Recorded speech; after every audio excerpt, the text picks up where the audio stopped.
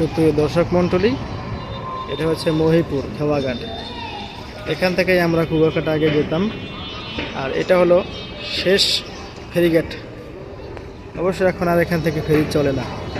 আমরা যখন প্রথম কুয়াকাটা গেছি তখন এই ফেরিঘাট দিয়েই কুয়াকাটা গেছি। এখন এখানে বিশাল ব্রিজ, এত বড় ব্রিজের দরকার ছিল না, তারপরও করছে এই দেশের সরকার।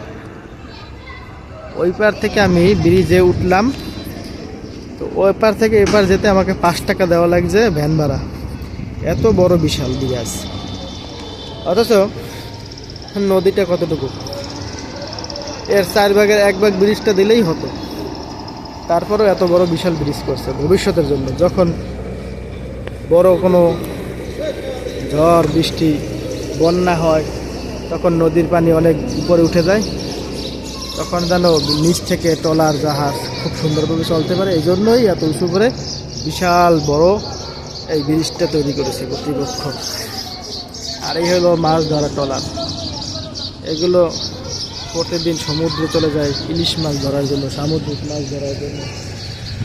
আপনাদের দেখানোর সুবিধার্থের জন্য আমি একদম মাছ নদীর মাঝে। আমি কিন্তু এখন একেবারে মাছ নদীর মধ্যে।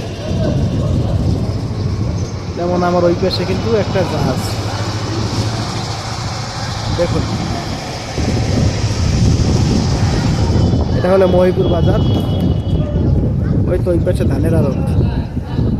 আমি একটু ধানের কেনা বেচা করি, তো এখন ওখানে যাব, দেখি 1 ট্রলার ধান কিনতে পারি কিনা, যদি দরদাম ঠিকঠাক থাকে।